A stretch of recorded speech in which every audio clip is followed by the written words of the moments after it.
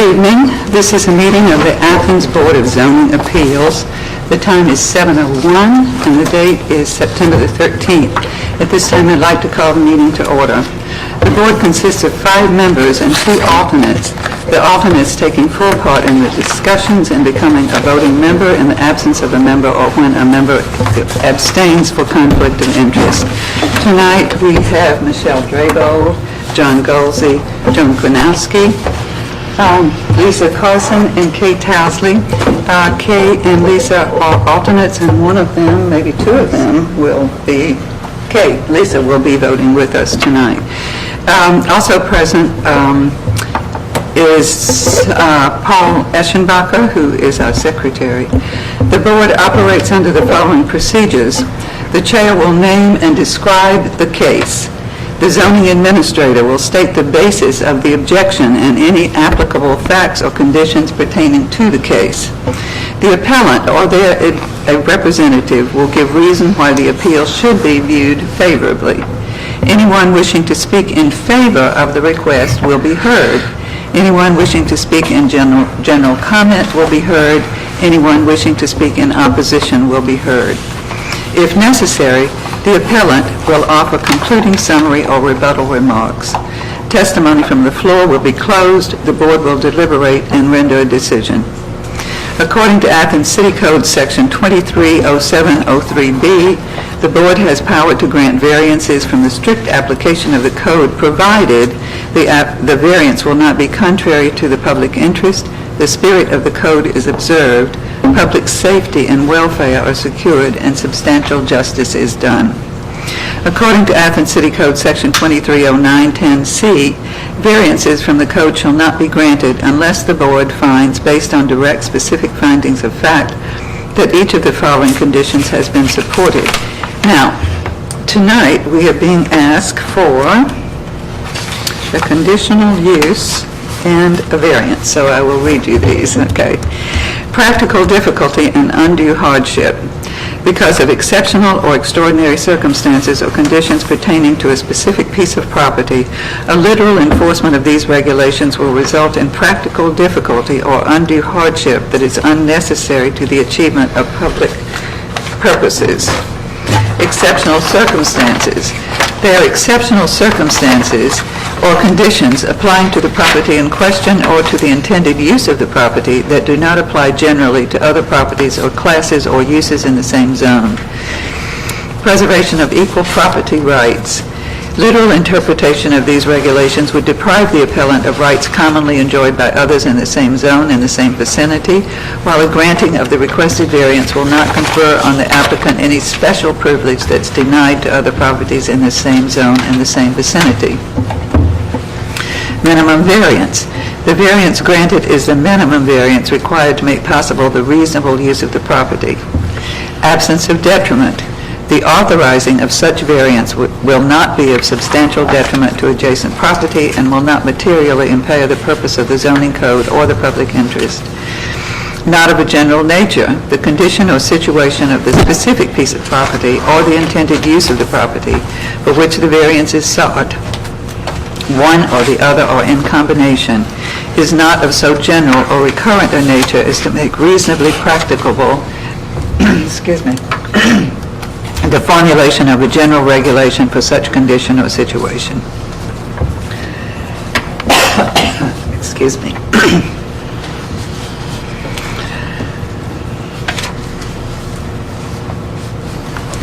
Any person, resident, or officer, department, or appointed body of the City of Athens, aggrieved by decision of the board, may petition the Athens County Court of Common Pleas concerning the illegality of the decision. Such petition must be filed within 30 days after the mailing of the decision of the board to the applicant. Excuse me. I'm going to try to get you some water. Thank you. There are 2 cases on tonight's agenda. The first one is case 1117C. The property is outlots 114, 118, partial, on West Union Street. The second case is case 1118B at 762 West Union Street. The board is required to take testimony under oath. Would anyone wishing to speak concerning any item on the agenda please stand and affirm or swear? Yes. If you want to speak, we have to swear you in. So affirm or swear that any testimony you will present to the board will be the truth, the whole truth, and nothing but the truth. Thank you. Okay. Oh, gosh, is that about the conditional use? Is it?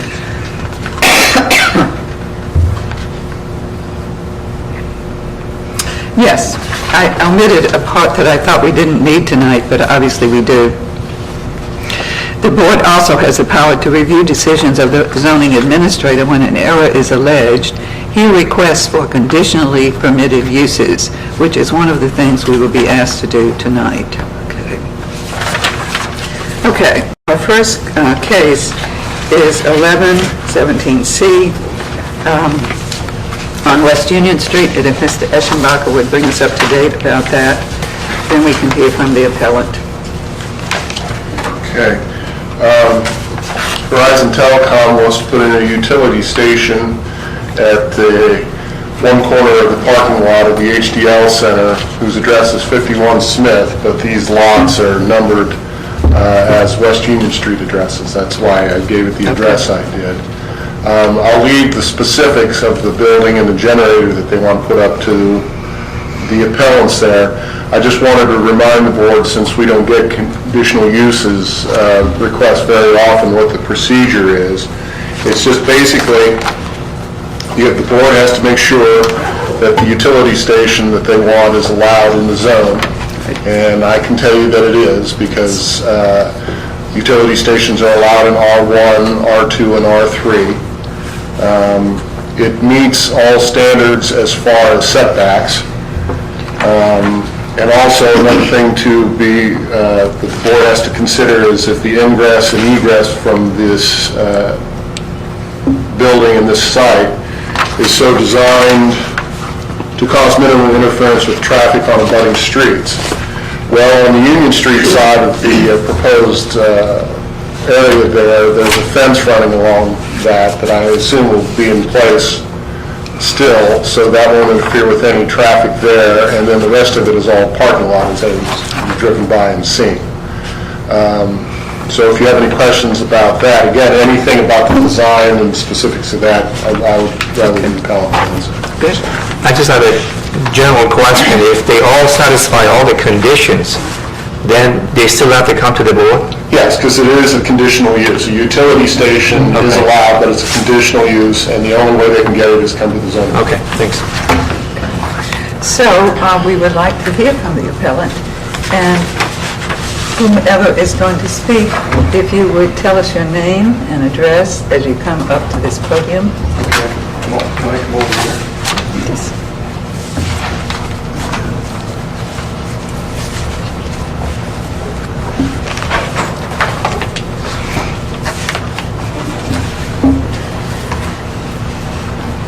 Hi, my name's Ed Spires. I'm a contract engineer for Horizon Telephone, and the use of the building is for a fiber optic hub. There will be no offices. There will, in fact, only be electric into the building and the fiber optic equipment. It's not a manned building. There will be people in occasionally for maintenance of the equipment or installation of new fiber hubbing equipment when necessary. The building is a precast. It's 11 foot 8 by 20 foot by approximately 10 foot tall. Adjoining the building will be a 10 foot by 12 foot concrete. So other than that, is there anything I can answer? Questions for? Is there any equipment in that building that runs on a continuous basis that causes noise, a continuous noise? No. Completely silent? The only time there will be anything running that would generate any noise would be the generator, and that would only be routine maintenance, probably once a month, just to make sure it's operating properly, and then if the power's down. And how long would that last? A day, half a day, if you were testing it once a month, the generator to run? I would say it typically would be less than an hour. Less than an hour? Yeah. And these pictures that are in the packet, this is a generator, I apologize, I would have had to step out, but these are of a similar looking generator? I believe the pictures are of the building. Okay. It's a precast aggregate-type building on the outside that they set in with a crane on a concrete pad. Yes, and I understand that the generator is outside of the building? Yes. The side of it? Okay. Yes, it will set beside the building on a 10 by 12 concrete pad, yes. So the whole thing is in the parking lot, which is paved, and the generator's on a pad. The building is directly on the paving of the parking lot, is that right? The area that the building will go in and part of the generator is on the embankment. There will be some of the embankment removed, some of the building will set on what is now existing pavement.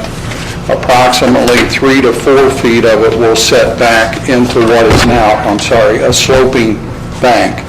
Okay. That'll be excavated and a retaining wall put behind.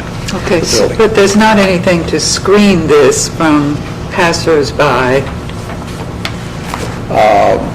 The opposite side of Schaefer Street, this is all happening up on that end of the parking lot. Okay.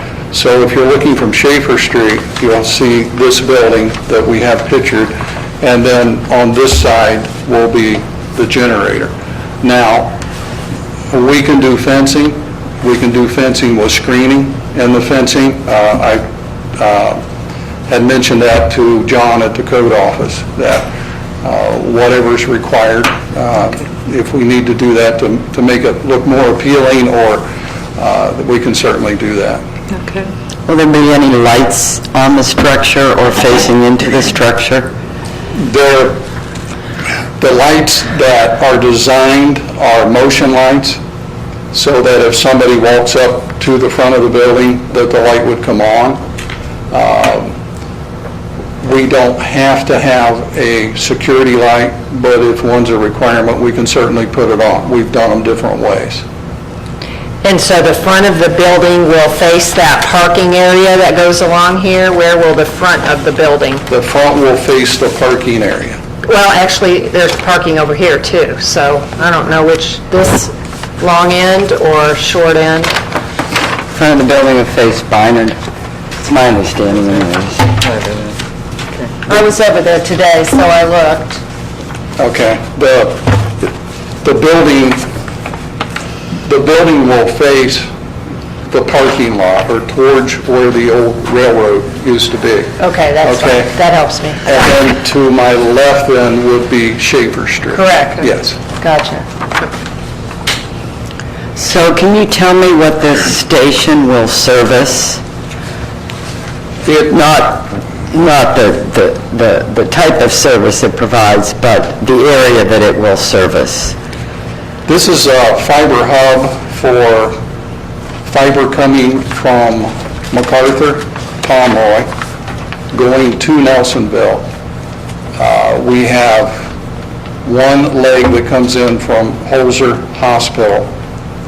There will actually be 4 routes that come in. This is all a part of the Southeastern Ohio project that Horizon Telephone out of Chillicothe has done.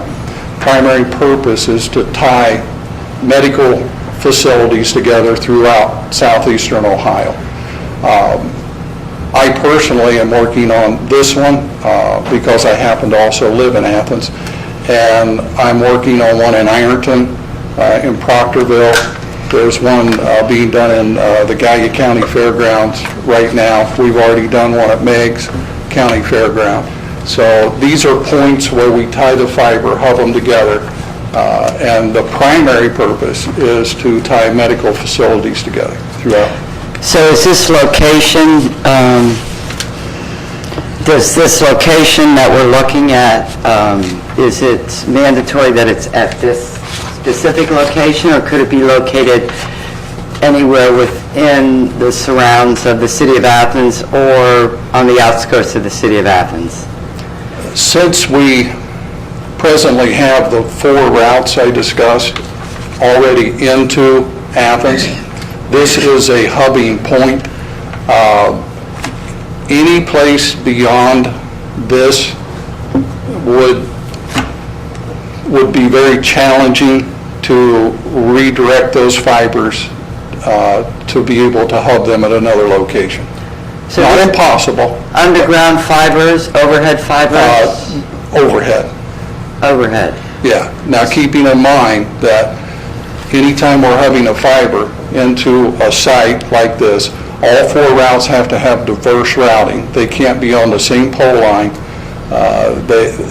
because of diversity. If we get a fiber cut, we need to be able to backfeed and not lose service to anybody. So when I say it's difficult, it's because of that diversity. You have to have 4 directions to be able to come in, or at least 2 good directions on one street, one side and the other. So how long ago were the plans laid to house this in the center of the city of Athens rather than in the surrounding area, where you're not sitting in the middle of a residential zone? I mean, that's my concern. You plan this to sit in the middle of a residential zone. right, So.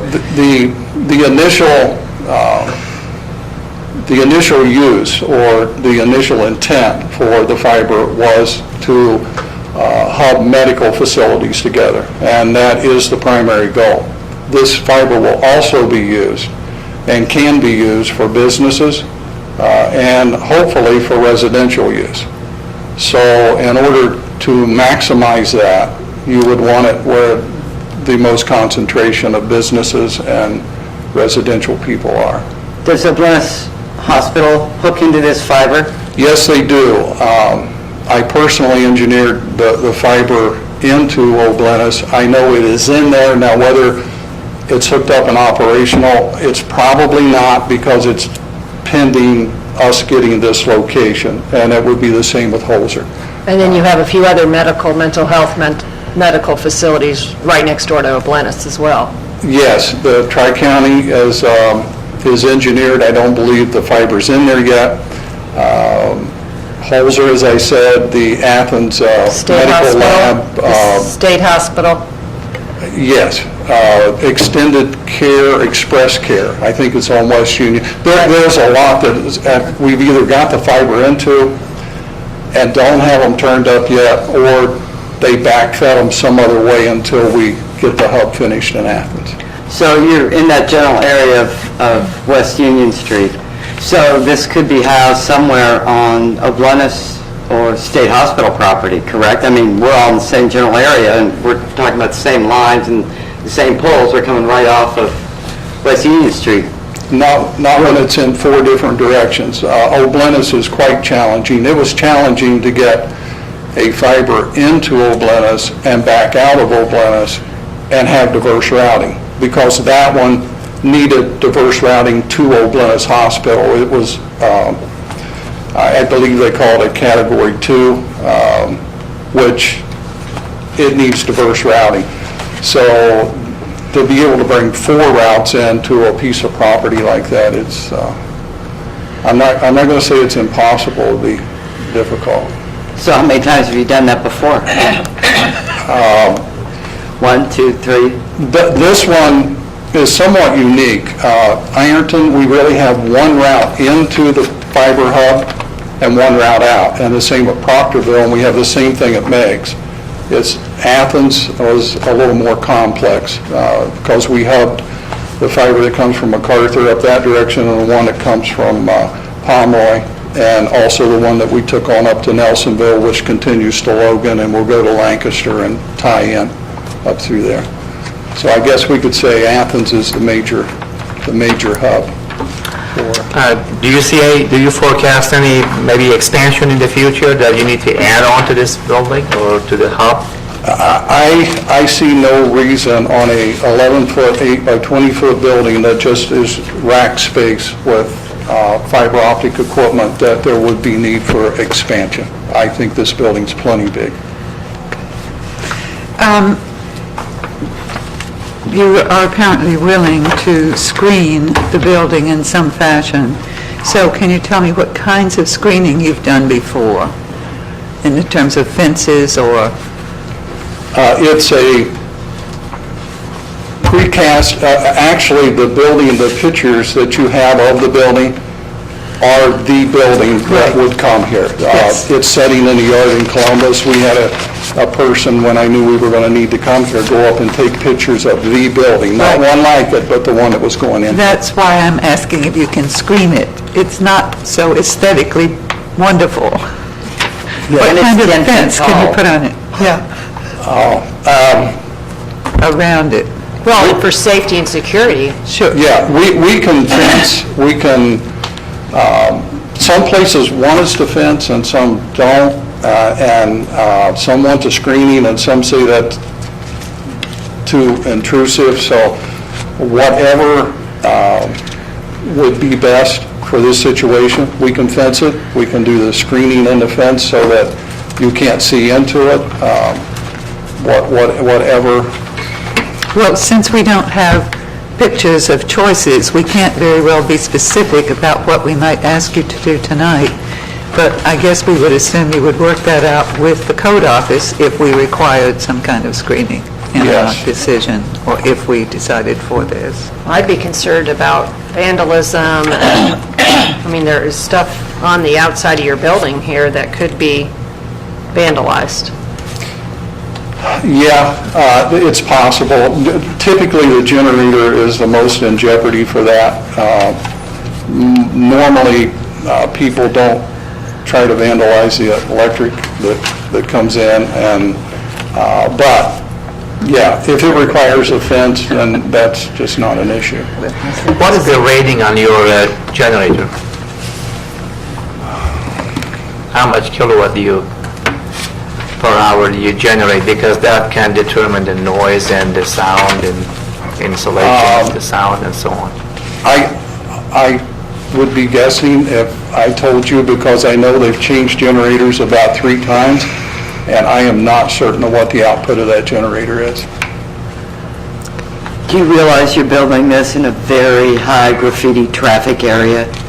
I mean, there's 2 other small types of utility structures within the vicinity, and they're all graffitied.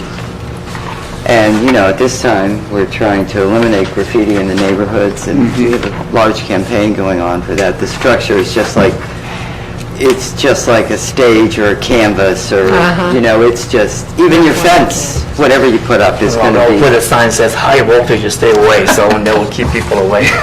Yeah. Yeah, I've seen across the street, and then just down the street, I've seen that also. Hopefully, the fencing would keep it from the building, and But then we still have to look at it. I mean, right now, we just have to look at the parking lot. Well, yes, which has its own problems. Right, but, So have we got other types of questions from anybody? Okay, thank you. If we need you to come back, we'll ask you to do that. okay, thank you. We don't have too many other people, so I'm assuming comments for this project in general? Against? Okay. Anything else you want to tell us before we close the floor? No, unless there's any additional questions. If the question you need answered now about the rating for the generator, Well, I'm just concerned about the level of the noise it could generate, you know, if it's a high voltage, you know, and high power, then that could be nuisance, you know, for some neighbors when it goes off. And Athens is known to, we lose the power quite often, you know, so. yeah. But if it's a small generator, it's probably okay, you know, maybe you can put some kind of a wall around it to, you know, to dampen the noise, or I just don't know what the noise level would be, that's all. Yeah, I wish I knew the answer to the size, and I just don't. I have one other question. Do you have a secondary site in your plans if this did not pass? We've got other sites we looked at. Nothing we really like, Okay. but, I mean, we always have to have an alternative, so, And I assume you're leasing from the owner? yes. Thank you. Thank you. Thank very you. much. Okay. So let's close the floor and consider anything that you want to talk about first. This is a conditional use. It is a conditional use that we're being asked to, and as Mr. Eschenbacher pointed out, we don't go through the findings. Right. We have these special things to consider. And the first one is whether it's permitted in the zone, and clearly it is a permitted use. And the second thing is, this case must conform to the specific requirements enumerated in each section, and these are, the one we've already said, the conditional use will be of such location, size, and character that it will generally be in harmony with the appropriate and orderly development of the zone. It will not be detrimental to the orderly development of adjacent properties, nor inconsistent with the city's comprehensive plan. Now, it is in a residential zone, there's no question about that. The property that it sits on is a commercial property that includes a huge parking lot and a rather large building, and there are other businesses in the zone, so. Ingress and egress from the parking area is designed so as to cause minimum interference with traffic on abutting streets. So those are the things to be considered. Well, I did notice when walking through the area, it looked like exactly where they were going to put it. They had marks down lines. Okay.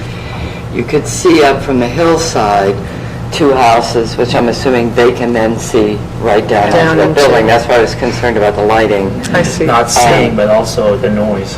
the noise, right? Well, keep in mind that the noise is not going to be a consistent noise. It's going to be a periodic, short-term noise unless there's a 3-day power outage. Oh, right, we're not going to hear that. There should be no noise You coming should from not- the structure you should not hear whatsoever, On ordinarily. continuous basis, yeah. Yeah, unless the generator kicks on, exactly. correct? Well, again, I mean, if it's running for 3 hours, Well, he's already suggested that it would be for less than an hour. well, once the a power month. is off for Off 3 for 3 hours. hours, then it's running. Sometimes it's off for 3 days. Right, exactly. And then when other you- people are running their generators. If the Well, house- that would be much smaller problem. When you mentioned something about fencing, did you mean a combination of maybe fence entries or I bushes or? don't quite know how you get trees In a In a in a parking parking lot. lot unless they are planted in boxes, which Yeah. they tend not to do very well, particularly Yeah. when you're in a parking lot and fumes are swirling around the parking lot and the street all day long, every day. So I don't really see anything other than a fence. We don't have to be specific if we put a condition on this That we say that, proposal. We can simply say that it be screened appropriately, either with long-living, large enough trees, they would have to grow considerably, or fencing that the zone, that the board would approve. So I think that... I'm very concerned about the safety, vandalism think that you so. brought up. I think it should It's be. in an area where Sure, lots of student housing. there is a lot of that happens. Well, that would be a concern of, yeah. I mean, Yeah, I understand. it just- And if they're going to cut into the hillside, which is, would be screening it somewhat with the brush and the trees that are there, 3 to 4 feet, they're going to eliminate some of the screen that's there for the houses that are above it on the I noticed hillside. there's some clearing that's been going on. There was clearing that was going on the So the side. building will actually sit into the hillside A little 3 or 4 bit. feet. I think a little bit. And then there'll be a wall behind it, so there may be no screening in the rear by the time they're finished. Well, it Or we can sounds as say if that- it'd be partially screened by the hill itself. Well, it's And 10 then it feet is- tall, so... Yes, I know, yeah, it's... that's But I think you'd unfortunate. want the back secured as well, because people could sneak in from that direction. I think the whole site would need to be secured. There is a fence there At the between the back. houses and the property that It's has up on the property. hill, isn't it? Yeah. It's kind of in the woods there. Right. Yeah. but Yeah. it's You a can't fence. get through Yeah. there. Yeah, on that side, yeah. Okay. Yeah. So once again, the things that we have to consider are, does it work for the zone? can you get in and out of it appropriately? Does it comply with the applicable city regulations? And I think that's about it. Well, So- and is it in harmony with the neighborhood? Yes, I said that. Is it in okay. harmony with location, size, and character will fit and not be detrimental to the orderly development of adjacent properties? I'm assuming that the huge HDL center has generators and... I'm sure it does. And I'm sure they're loud. Yes, I'm sure. You that- know, yeah, so that's sure. just kind of down the street, just Yeah. barely, so... Yeah. Well, I mean, they're on the same property. So Yeah. this is Yeah. all part of a Right. Huge pretty piece of large property. complex. It has quite a few businesses on it and innumerable parking spaces. So it's not as if this is some cute little New Englandy cottage-type residential area. Right. So, okay, comments, other comments? Okay, so you ready to vote? Do we have to make a motion? Oh, yes, we do. I always forget that. Okay. Can we have a motion for conditional use with a condition for some kind of screening? Yeah, I move to consider a conditional use permit for the property 114 through 118 West Union Street, Horizon Telecom Appellant, to permit the construction of a utility station for the fiber optic equipment shelter with appropriate screening. I second. Did you second? Okay. Okay, are you ready to vote? I think they satisfy all those conditions that I... Well, as far as I'm concerned, it does. It's not Yeah. necessarily something I would prefer to have there, but it fits the conditions as far as I'm It concerned. fits for the neighborhood, I guess, in terms of their commercial Yeah. operations. Well, I think just because it abuts residential houses, Yeah. it's very difficult to see how it fits in with the neighborhood and those houses. Yeah. We'll be able to look at that. Even the apartment complex across the street on Schaefer can see directly through the fence into when they're in their little pool, Yeah. right into that building. And if it's covered with graffiti, then Yeah. it's going to be I- you even know, more of an eyesore. Every time we've had some kind of telecommunication device proposed, it's not ever been placed where we would like it to be, or it's too tall, or it's too something. So, it's what we have now, but they're not necessarily attractive. Well, it just seems odd to put it in the center of the city as that's in their planning that, and they could do it someplace else, so They could, but I can understand their, from technical point of view, they can, but, I can understand their point of having it where it is now. It's just some hardship that they have to go through. And so then the people in the neighborhood would have to endure the hardship. Well, they also benefit from the services, so. That's true. Yeah, I have to say, I think graffiti is not part of the proposal, right? No. I mean, No. there are no graffiti on the building, and vandalism is not part of the proposal. That's really not our Yes. responsibility or No. the And appellant's. we're suggesting that a fence go around it, Yeah. just, Yes. If there was, they will clean it up, right? Okay. That's also a condition, right? Yeah. Just as an example, on that satellite photo, if you look, just to the east and northeast of it, you'll see a little green square that's off of Bayard there. That is the Columbia Gas utility station. They have had the occasional problem with graffiti. We call them up, they repaint the building. Okay. I've personally had them do it twice. They make me go out and take a picture of it as soon as they're done to prove that it was actually graffiti-free for a while. Maybe I call them because it's on there again. I just bothered with it. That is a building with the guardrails around it, correct? Yeah. Okay. Should we add that to the condition? What? clean To up the keep it- graffiti. Keep it clean and, That's part of city law anyway. Okay, Any okay. place, So we don't have to do order that. people, Okay. private homes to clean off graffiti, so. right. Okay, anything else before we vote? No, I'm ready. Okay, then we'll start with you, Yes. Mr. Goldstein. Yes. No. Yes. Okay. Okay, you don't get to vote. No. Just five. Okay.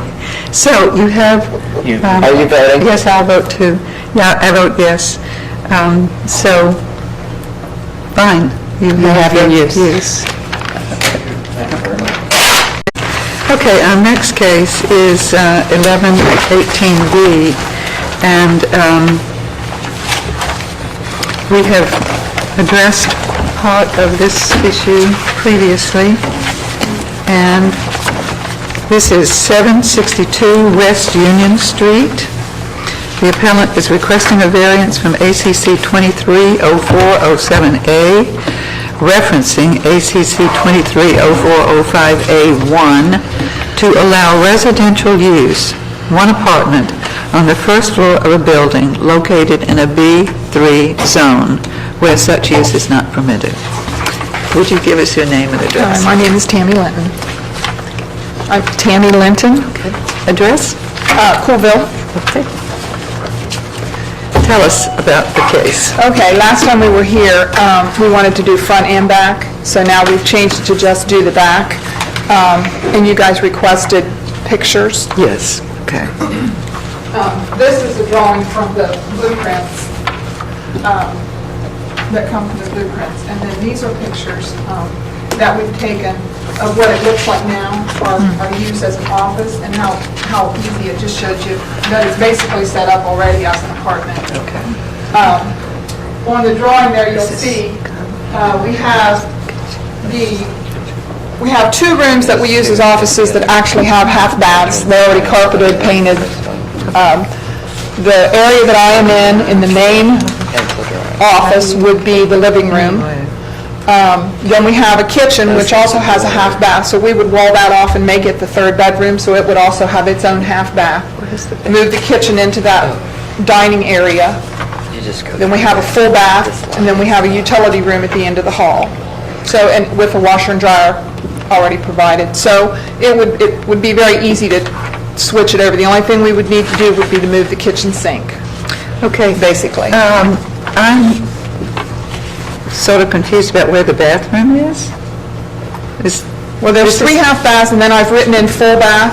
If you see the full bath, if you're looking at the picture that shows where the telephone I'm is. looking at this one. Okay. Because I was concerned in the original drawing that you had that the bathroom was right off the kitchen, and I thought that was not allowed, so. Let's see. Here's the full bath right here. Okay, how do you get in there? So we're going to put the door right here. Okay, all right. Which would be from the living room. Okay, And right now, there's just a shower room. We were going to put in a tub shower. okay. And then each of these bedrooms will have a half bath? Each of these bedrooms already have, each of these offices already have their own half bath. Oh, for heaven's sake. Okay. And that's what my boss said, how many office buildings have four bathrooms? Okay. So it would be very easily convertible. And we have found out since the last time we were here that the people up front are actually moving out. Okay. So we would move up to the front temporarily, try to rent out the front as the commercial office space. But in the back half of the building, there wouldn't have to be heavy equipment traffic. There wouldn't have to be around the building traffic.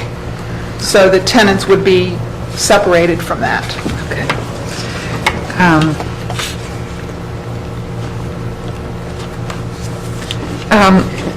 And this drawing that you did initially, which is much more casual than what you just showed us. Right. I had some concern that the beige shop area would extend right beside These the... are not connected. Okay. This is in the back half of the apartment. Okay, so this is going to be part of the apartment? No, we would Okay, just block but it off. Okay, but it won't be used for a shop area where people are banging and crashing? No. Okay, No. all right. We have stuff stored there now. Okay. But no. So it's a storage area? Yeah, and that's basically what we would keep it as, because that's not a part that we would rent out to someone else. Okay. Mr. Eschenbacher, is it city law, do there have to be bedrooms in a window, or windows in a bedroom? Yes. Unless it has a sprinkler system. So do all these bedrooms have a window? No, the one in the kitchen wouldn't have. And you have a sprinkler system? No. That's something we would have to discuss with the, I don't know. what do you call it? Yeah. I think they'd probably like to see if they get permission to do it before they would go through all the expense of getting a sprinkler system.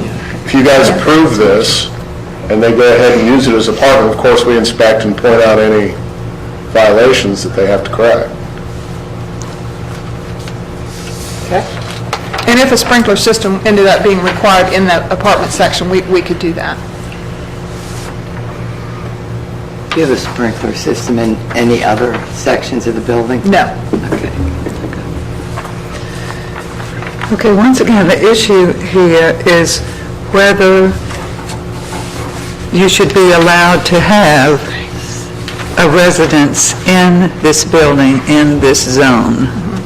It's helpful to you that it's easy to make the conversion, but in our view, that's really not the issue. It's whether it's appropriate to make an exception that allows this building to have a residence in it, okay? Because by the code, that is not supposed to happen. We know that in some instances it does, and we know that in your area, there are those 15 apartments, which are close enough to hit with a little pebble, I think. Right. So it's not as if this is a unique, it may be a unique request, but it's not a unique instance because you already have these other properties there. So that's the issue for us as a board. So do you have questions that address the residential nature of the request? No questions? Questions, anyone? Anything else you want to tell us? No? I don't know, did any of you, I didn't see any of you come see me at the office, so I didn't know if you'd come in or if you'd driven around the building. I think we drove around last time. Okay. Yeah. Okay, so you know there's plenty of Yeah. parking. We have Yes, an plenty indoor of and an parking. outdoor and exit. And we know about the people next door, where they are residential. Right, and there's a fence Right. surrounding it. Right, okay. Yep. So I think we're acquainted with that and Okay. with what you want to do. Okay. Thank you so much. Okay, things you all want to talk about?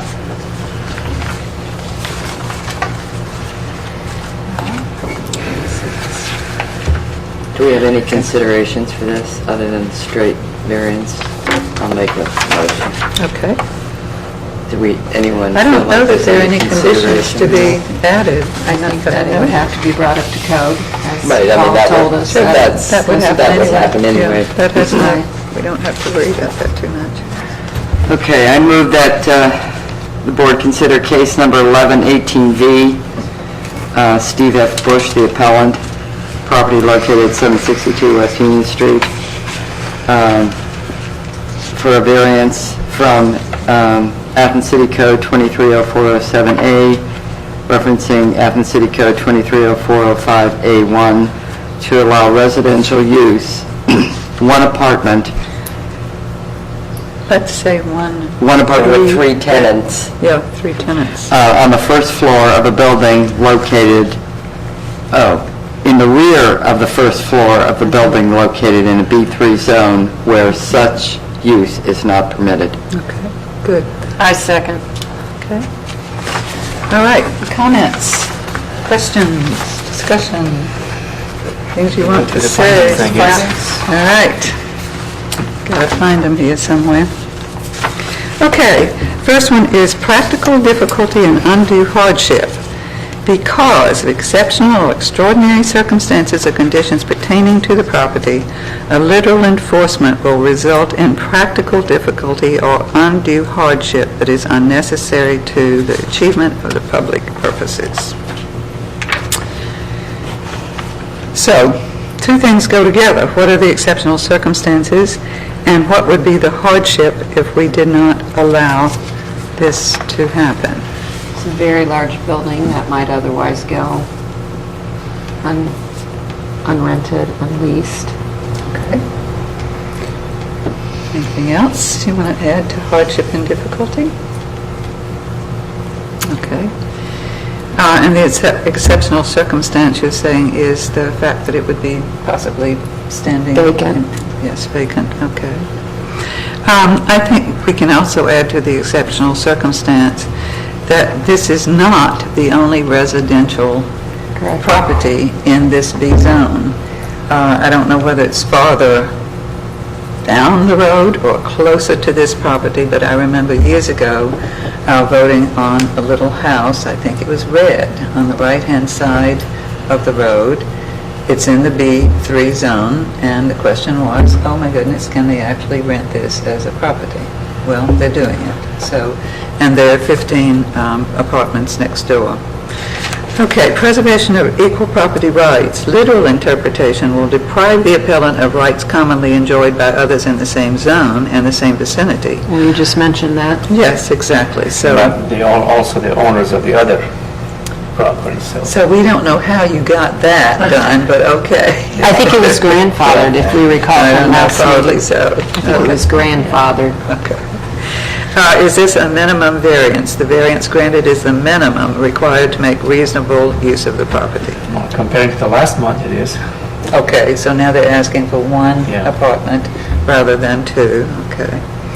Absence of detriment. The authorizing of such variance will not be of substantial detriment to adjacent property and will not materially impair the purpose of the zoning code or the public interest. No. No. Okay, not of a general nature? No. Okay. All right, so let us take a vote. We'll start with Ms. Carson. I vote yes. Okay? Yes. Been asking? Yes. Yes. Well, then I'll vote yes too. Okay. All right, so you have your variance, and you can speak with the code office about all the things that are necessary to that. Thank you very much. Did you say you're still looking for a commercial tenant to come in there? Yeah, we Okay. actually are. We just got word that they'll probably be out by the end of December. Okay. And let me ask Paul, if you did get a commercial tenant and you didn't rent it for a year, is the variance off or it still stays on? If they submit a rental permit and it's approved, then they've done their job as far as within 1 year. Okay. We have several rental permits in town where the place is not rented. So Okay. all that we require for those instances is that the place maintain the minimum standards. So in the future, if it should come that they get the permission to put an apartment in there and all of a sudden they get a commercial tenant, we would still need to inspect once a year to make sure they have the smoke detectors in place and all the minimum requirements for an apartment. Okay, thanks. Okay. The only other business that I know about is the minutes. Does anybody want to suggest approval of the minutes? I move to approve the minutes of last month. I second. Okay. So moved. Did you So want to ask done. him? Or no? I don't really want to ask that Okay. question because as far as I'm concerned, the only stipulation is that she cannot vote. She didn't vote. Yeah. She simply seconded the motion, which allows her to be participating in the discussion. So if the lawyer comes, that's what I'm going to say. Welcome. Okay. So I guess we're adjourned. Thank you very much. That was quick. We're adjourned.